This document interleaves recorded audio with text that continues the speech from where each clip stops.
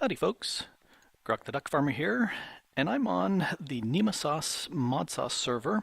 It's a public multiplayer server, and I'm just going to show off the base that I built here so you can see and join in the server if you'd like. I'll have the address as a link there on the side and down below that you can go ahead and visit and take a look.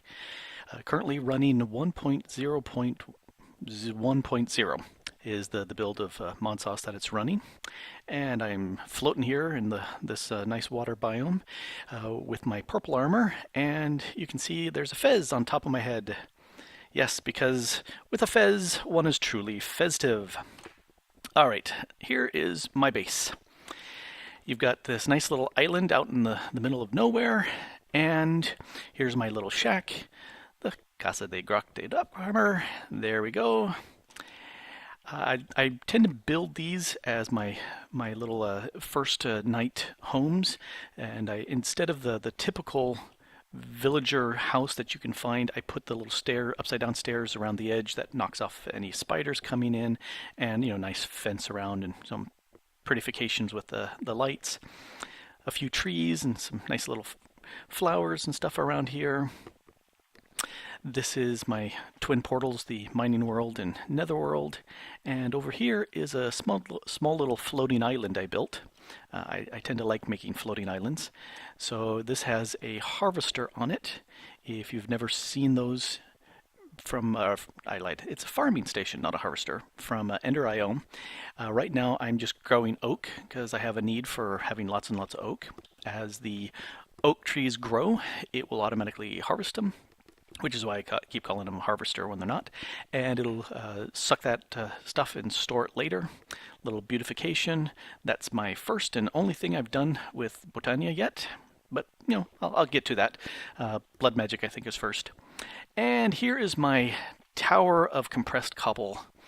So far I've got regular cobble, single compressed, all the way up to sextuple compressed. So that's 6 times compressed. That's about 500,000 cobble right there. And I'm going to get it all the way up to octuple when I can get it there. So here's my nifty little shack. Let's open up the door. Come on in. You got a nice little roof access. I have all my stuff stored in my chests. And because I don't really need much, as long as I've got a bat and a ball, I'm good enough. So, well, this has been Grok the Duck Farmer, and this is my base. Oh, just kidding. There's more to this, of course. Over here, shh, don't tell anybody. There's a ghost block right here with a elevator below it. Aha. Here is my workshop, is what I would call it. Kind of my bank of machines over here, a gift for Blue Fury next time he logs on, and my ME system right here. I just have the pattern and crafting terminal, haven't done anything more with that. The rest of it's hidden, some random storage stuff over here, people I know and have helped and around. There's my tinker stuff. Hardly ever do anything with that anymore. Magic, some random armor that I've collected over time that's there. But this is where the vast majority of a lot of the build stuff that I do goes right here. Here in the back, you can barely see it, there's a tesseract that's pumping in energy, goes to a capacitor bank that's just a battery just storing the energy, and then behind there is an energy conduit going all the way across to power up every one of these things. These are the machines that I find most useful in stuff that I'm doing. Magma Crucible for melting down ender pearls and redstone and whatnot, and the fluid transposer for then putting them into buckets or whatever. I tend to have that set up so that I can bulk import lots and lots if I'm doing things. Over here, the pulverizer and the redstone furnace, those are probably the first 2 machines I built on a server when starting out, just because so many things are useful with those. Then the next 2 I would build would be the sag mill and the alloy smelter, so I can start building a bunch of Ender.io things. Then we got the induction smelter, the metallurgic infuser for all sorts of mechanism goodness. Then we got the crusher, enrichment chamber, the osmium compressor, the slice and splice. That is necessary for the farming station that we already took a look at, and the sawmill from mariculture. This is pretty much all I ever have done with mariculture, and I do want to explore that mod a lot more, but I love it for one simple thing: custom lights.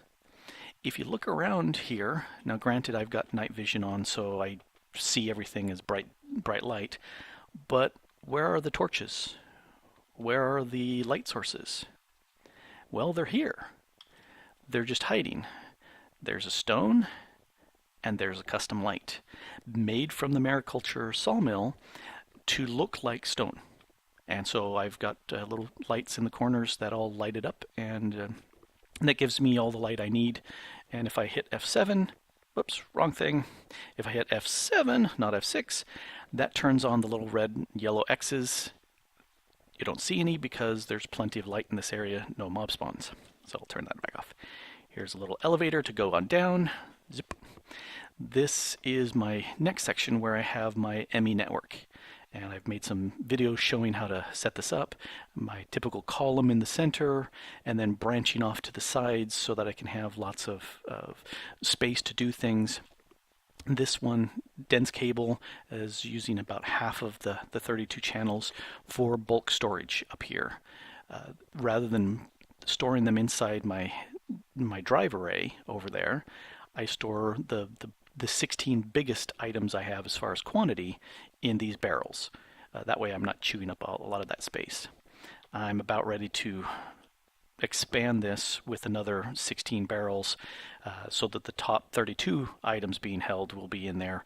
Mostly a lot of these mob drop containers, because since my mob farm is producing a ton of stuff, I need something to store it, and might as well pipe it through the ME system quickly. There's my digital miner, love that thing. I have a little charger station for growing my crystals necessary for the ME network, with a little pad that when I step on it, it activates them. That way it's not being constantly powered if I'm not really needing it. It's possible to automate the crafting of these. I just don't care because I don't make as many as often as I need, so I don't care. These are advanced genetic machines. They tends to be one of the first mods I do on a server so that I can get flying and night vision, so I can get around and do the things I need as fast as I can. The combustion generator in the center powers the 4 machines around it, and then this one powers the remaining 3. And then I just start from here and just work my way through the system until everything's all powered up and done. And one of the genes I have is woolly, so I can shear myself. Just stand here next to the autonomous activator, and the shears in there just shears me, and I get all the wool I need. So that's this floor. And if I go down in this corner, this is my berry room, and you can see there's no lights down in here because the bushes like darkness. So let me turn off the X's. And they go quite deep that way, and you can see quite deep that way, and my 3 harvesters are doing the 3 layers. And as I get more bushes, I just keep putting them in here. Over here, I am grabbing a whole bunch of cobble. These are adjustable chests, and I have put on them the cobble generator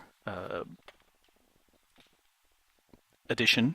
And once you stack in there a water bucket and a lava bucket, it starts generating cobble, and you can see it flashing there a little bit, a little cobble popping on.